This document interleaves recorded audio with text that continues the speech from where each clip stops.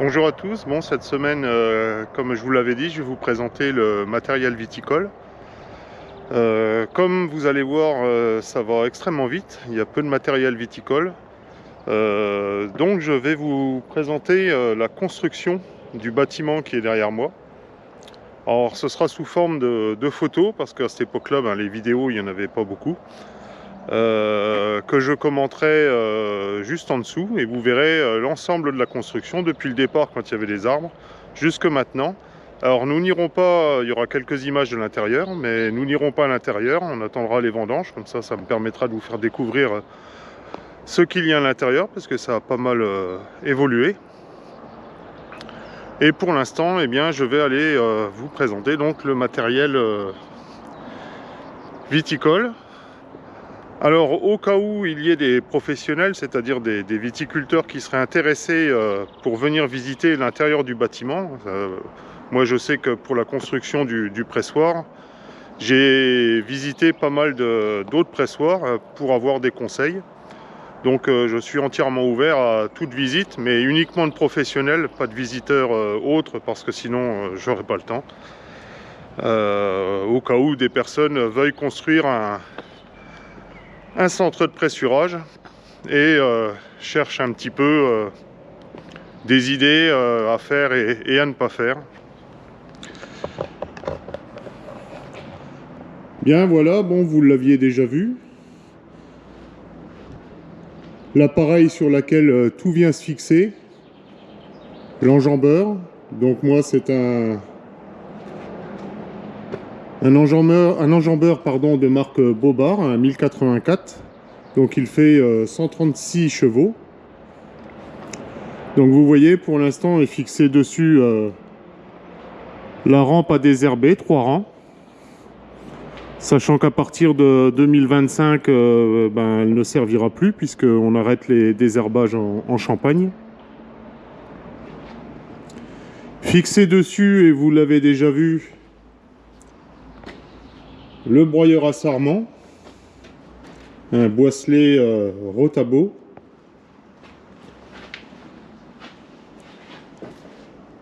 Aussi fixé dessus, donc la voûte à traitement en 9 rangs.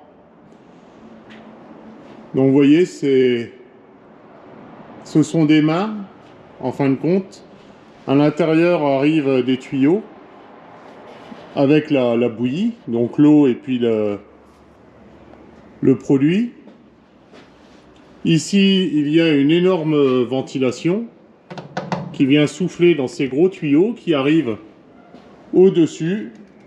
Et donc le liquide arrive ici et l'air projette sur la végétation la bouillie.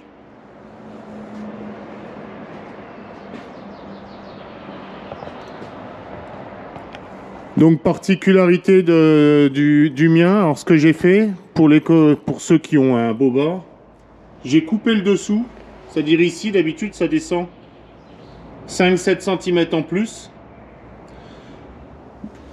Moi j'ai tout coupé à la disqueuse parce que le problème c'est que dans les vignes pendant les vendanges, eh bien on n'arrive pas à ramasser les caisses, on passe pas au-dessus des caisses, alors que comme ça on peut passer même au-dessus des caisses, qu'elles soient pleines ou vides. Alors, autre petit objet que je vais bientôt me servir, les pales rotatifs. Alors les voici. Ça sert à injecter dans le sol le séquestrène, donc des chélates de fer. Donc vous verrez quand je les montrerai comment ça fonctionne. Hein, on branche un tuyau d'amener de liquide qui est derrière, ici, qui lui ne bouge pas, et ça vient tourner, et à chaque fois qu'une pale rentre dans le sol, qu'une des pointes rentre dans le sol, il y a le liquide qui sort par ici, par les trous.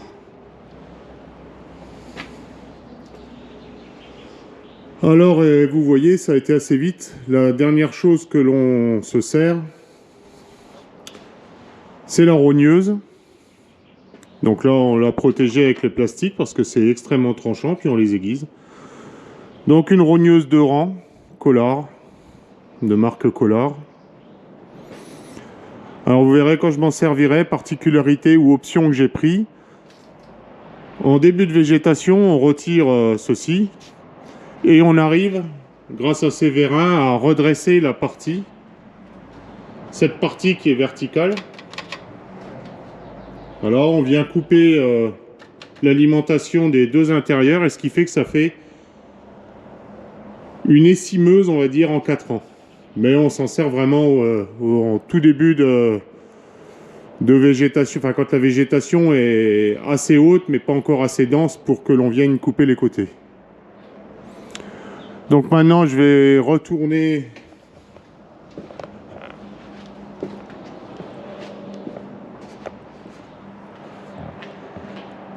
donc voilà, vue de devant, vous l'aviez déjà vu. Et vous aviez déjà vu. Donc là on est à contre-jour, je ne sais pas si on va le voir, j'avais oublié. Le semoir, mais j'ai déjà fait une vidéo dessus. Et puis voilà là-haut, le plateau, fabrication maison.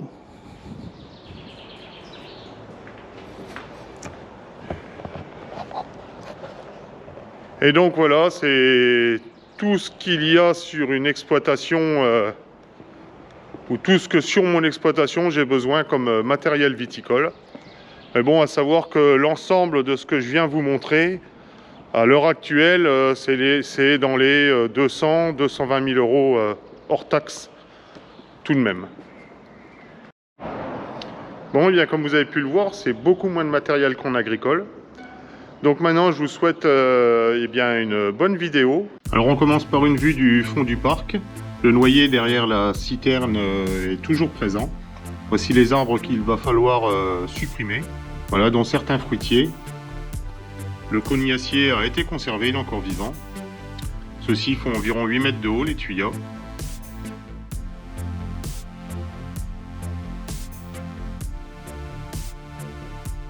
Donc voilà, avec mon maniscopique, je commence à couper les arbres et à les retirer. Voilà, la tuyau a été supprimé. Mon père qui m'aide à évacuer les branchages. Alors là, on a réussi à sauver donc un arbre. Celui-ci, malheureusement, on n'y est pas arrivé. Donc le cognacier a été sauvé. Début de décapage de la terre arable. Voilà, donc avec une Caterpillar où Jean-Paul est dessus. Donc c'était une M312 de tête.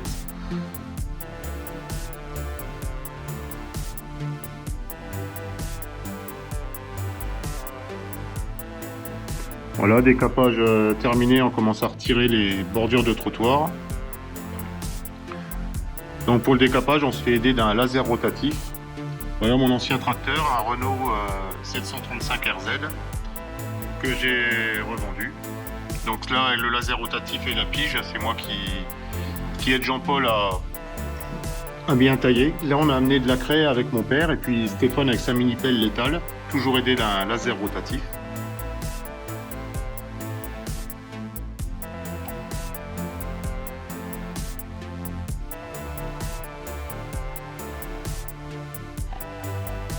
Donc à un moment donné, on a pris un petit peu d'eau. Je suis allé voir au fond des petites flaques d'eau. Il y a 1 cm à 1,5 cm. Donc Stéphane a très bien travaillé.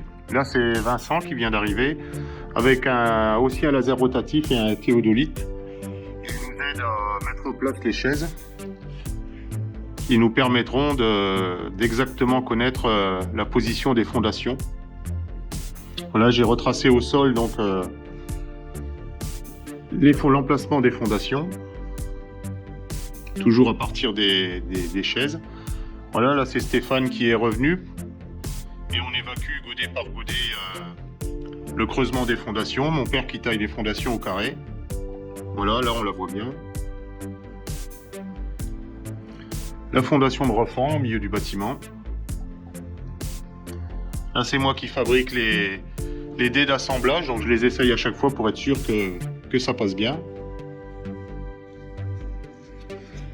Voilà le ferraillage. Là, c'est moi qui m'y colle au fur et à mesure que les fondations se creusent. Fabrication des dés d'assemblage. Et c'est moi aussi.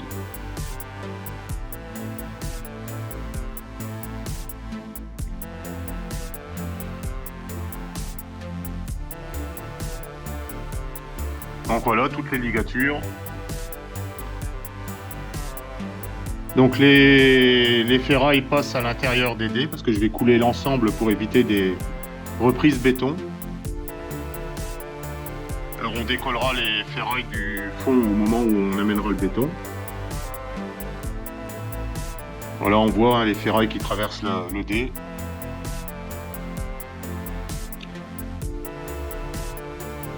Là on va bientôt repositionner tous les fils.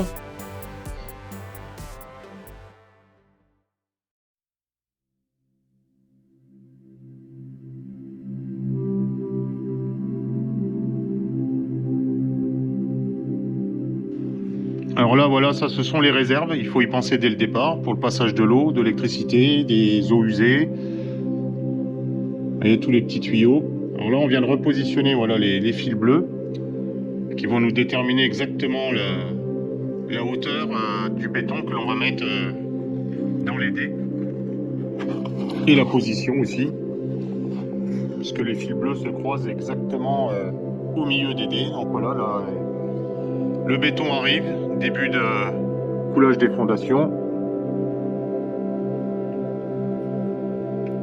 Donc on commence par mettre du béton au niveau des dés. On attend qu'il durcisse un peu. Quand il est assez dur, on met le moule, qu'on le voit là, que l'on voit. Voilà, là c'est assez dur, donc on va positionner le moule exactement au croisement des deux fils. Puis on va venir remettre du béton autour, donc on graisse le tour du moule. Et au fond du moule se trouve un tore de 4 que l'on reverra plus tard. Donc là en même temps on m'a livré mes panneaux sandwich, 8 cm sur les côtés du bâtiment et 10 cm en haut. Là c'est Christophe qui retire le moule. Et là on commence à recreuser avec Stéphane pour le auvent. D'un autre côté dans ma cour, dans la cour de ferme, on creuse aussi pour amener toute l'eau. Alors là c'est l'arrivée du bâtiment. Et dès qu'il est arrivé, le déchargement, les poteaux commencent à être mis en place.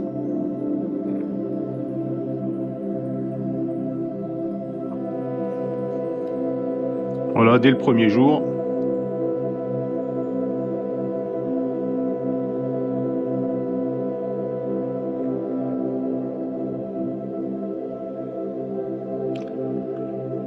Voilà les nacelles qui aident bien pour fixer. Alors au début, comme tous mes canaux, rien n'est serré à fond, on monte tout et c'est seulement après que l'on serre.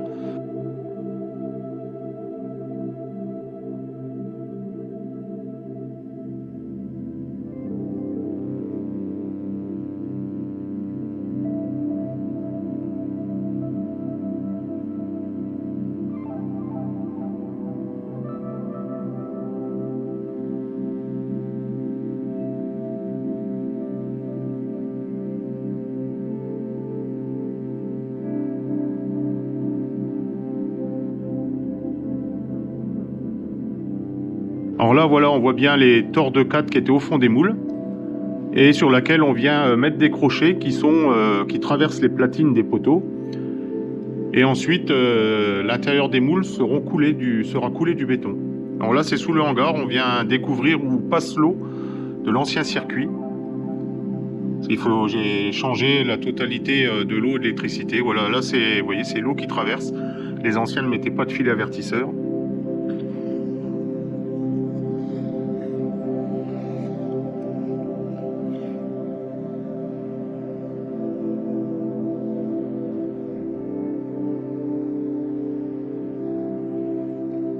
Voilà, début de montage du toit. Voilà, vue du fond du parc.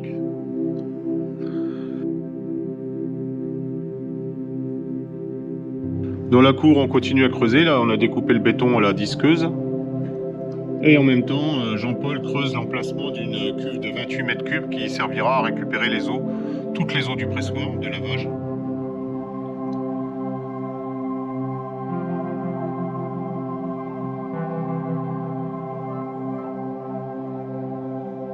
Voilà, montage du haut-vent, et là, début de montage des murs.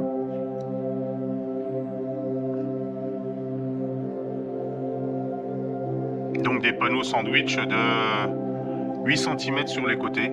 Bon, les photos sont un petit peu dans le désordre. Voilà, vue de l'intérieur. Alors le bâtiment fait 16 sur 24, 5 mètres de haut au plus bas.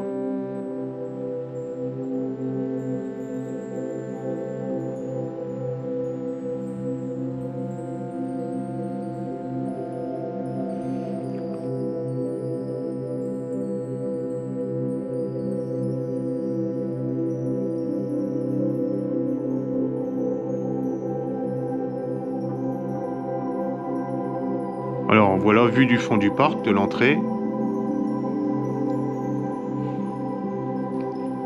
Alors début de montage de la toiture.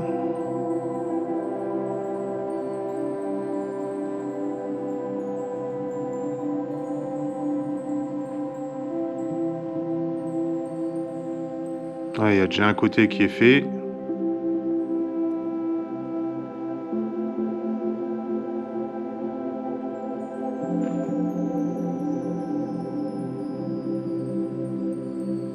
Alors là, mise en place de sécurité suite au passage à une personne qui a demandé à ce qu'elle soit mise, ce qui est bien normal.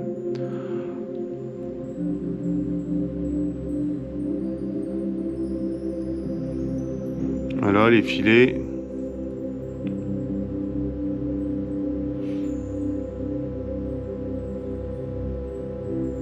Alors là, on a pris beaucoup d'eau, comme vous pouvez le voir. Donc on me prête une pompe vide-cave avec laquelle je vais vider l'eau. Vous allez le voir bientôt, 40 mm en 15 minutes à peu près. Donc ça fait beaucoup d'eau. Voilà.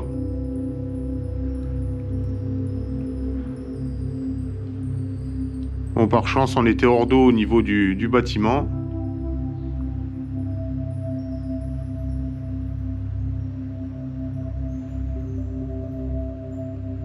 Ah, la motopompe qu'on va apercevoir, elle ne fonctionnait pas. Donc c'est vraiment avec une petite pompe vide-cave qu'on ait évacué toute l'eau. Eux continuent à monter ce qui reste à monter.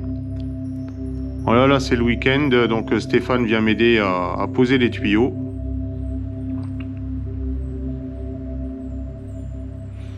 Voilà, donc on pose les tuyaux, l'électricité, l'amener d'eau, tout, les regards. Voilà, on le voit positionner le regard. Les filets avertisseurs.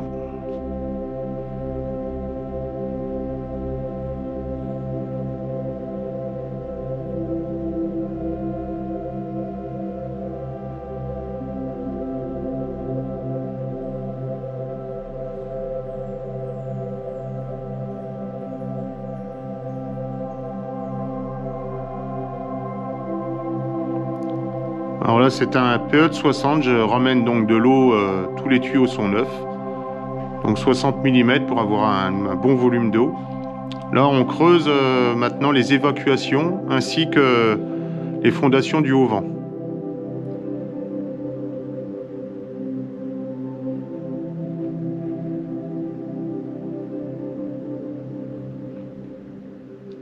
Alors là c'est une pompe de relevage qui est dans ma cour. C'est comme on a plus de 150 mètres entre le pressoir et là où on évacue l'eau, il fallait mettre une pompe de relevage. Là on voit le drain principal qui récupère toutes les eaux du pressoir. Encore Stéphane. Voilà les sorties du bâtiment vers le drain collecteur. Allez, un peu de pub pour Stéphane. Alors ma cuve de 28 mètres cubes que l'on va mettre au fond du trou, voilà, qui a été creusé. Mon père qui étale du sable. Bon, elle fait 1000 kg la cuve, hein, donc c'est pas très lourd.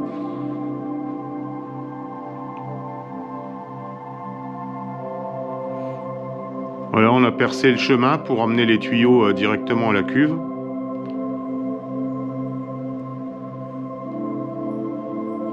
Et aussitôt, eh bien, on rebouche parce que On est en pleine moisson à cette époque-là. Donc là, on est en train de mettre des parpaings tout autour du bâtiment. Ce sera le point haut de la dalle. Et les points bas, ce seront tous les caniveaux en inox que je vais poser. Alors là, c'est à nouveau dans ma cour, on récupère les anciens tuyaux.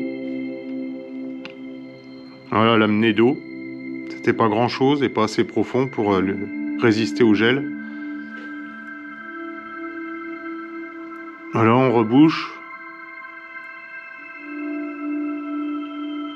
Voilà, donc tous les endroits sont repris et refaits.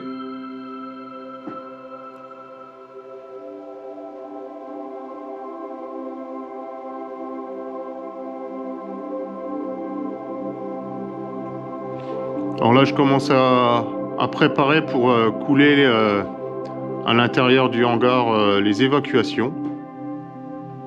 Donc voilà, on fait déjà une petite dalle.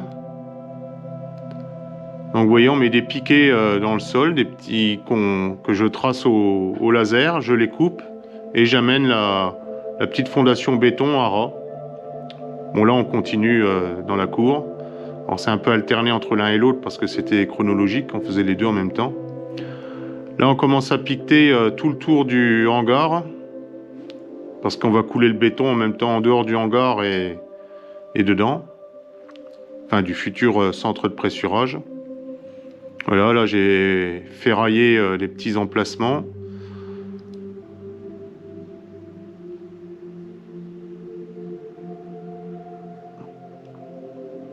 Donc voilà, là en même temps il me pose une porte à l'intérieur entre les deux parties du pressoir. Là ce sont les gouttières, voilà, donc c'est une bande d'aluminium qui sort du camion et qui est moulée sur place. C'est assez impressionnant à voir. Donc il sort la longueur du bâtiment, elle est 24 mètres d'un seul coup. Et là voilà, il se sert des nacelles pour les poser.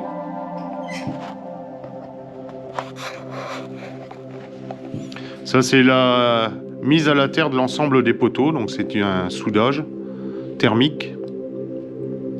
Et là ils viennent poser la porte principale du hangar. En attendant, moi je continue à poser mes caniveaux. Donc vous voyez, je les mets à niveau et je viens bloquer avec du béton. Et les caniveaux, quand on les retourne, vous voyez là on a rempli de cicadures. Pour pas que ça vienne s'écrouler quand on roulera dessus après. Bon, alors là c'est moi qui amène du sable, peut-être un peu trop.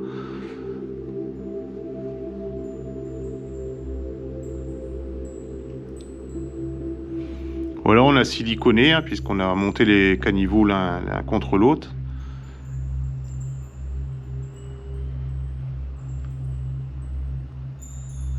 Voilà, on coffre tout ce qu'on doit coffrer à niveau.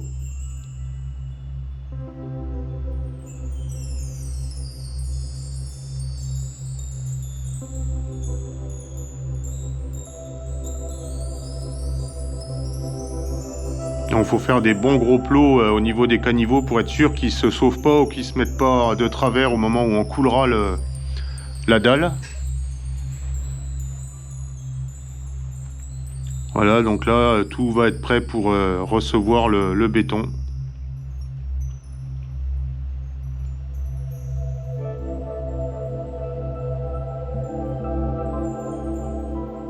Alors en même temps l'après-midi, comme on est aussi agriculteur, on fauche. Et voilà, là l'équipe de dallagistes est arrivée et commence à positionner à l'intérieur, à l'extérieur. Les films, les ferrailles, les écarteurs, enfin tout prêt à recevoir le béton.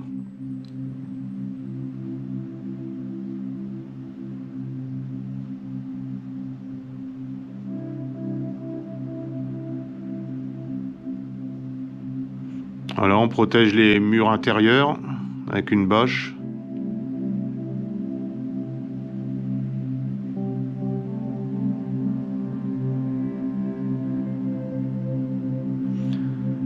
Et voilà, le béton arrive avec une pompe. Alors malheureusement, j'ai pas pu prendre de photos pendant qu'il faisait ça puisque nous on était en moisson, donc les photos ont été prises par quelqu'un.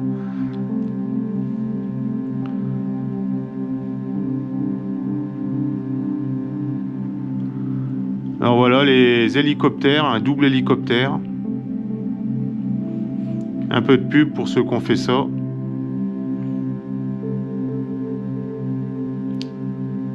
Voilà, fini. Un autre hélicoptère au lavage. Voilà, un peu de pub pour notre fabrication de béton local. Alors là, c'est la découpe. Alors là, c'est Laurent, mon électricien, qui vient... Les dalles sont finies, on peut rouler dessus, donc qui vient positionner les lampes. Et voilà, ça c'est toutes les reprises des anciens réseaux. Voilà mon électricien à LMS. Là, c'est quelqu'un qui vient reboucher avec un joint et du silicone le tranchage des dalles pour pas qu'elles se fissurent.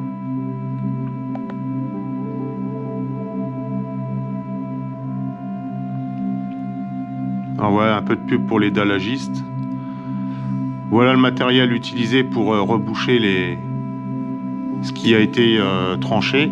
Alors mon maçon qui m'a aidé aussi à l'intérieur pour faire certains points techniques dont je n'avais pas les compétences.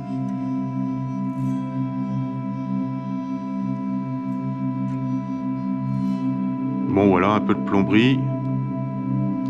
Tous les endroits où l'on va récupérer un robinet.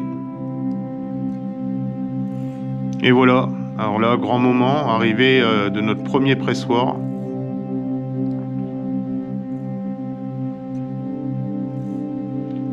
Et pendant l'arrivée du pressoir, bah là c'est du côté route, c'est évacuation du tout à l'égout.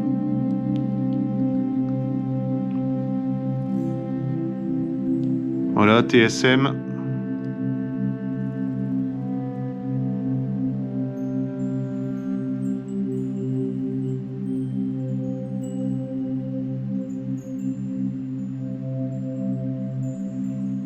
Alors voilà. Extraction du pressoir du camion et puis le pressoir a été roulé jusqu'à l'intérieur. Donc voilà, en même temps du côté route, c'est rebouché, fil avertisseur.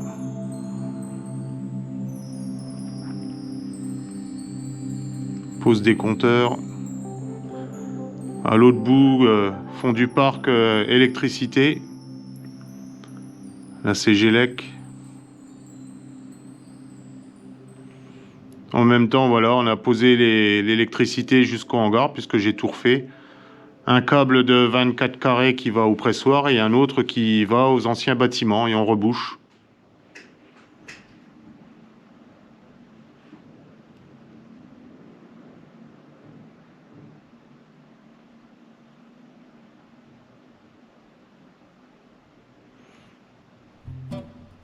Alors à l'intérieur du pressoir, eh bien, ça continue. Voilà, on a posé le belon.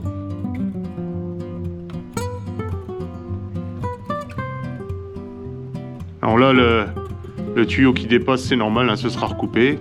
En même temps, on rebouche. Voilà, le pressoir est en place. La passerelle, et voilà les premiers raisins. Les chardonnays, là, ils retirent la conge. Le pressoir est plein, les 8000 kg sont dans le pressoir.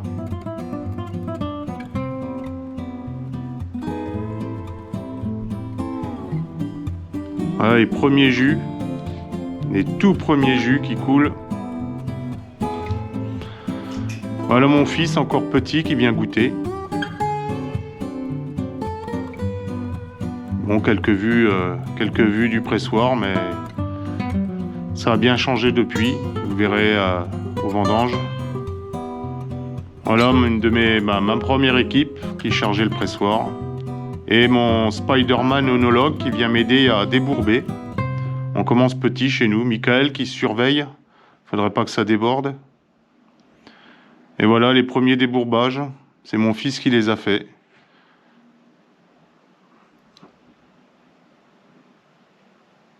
Et on voit les bourbes en haut.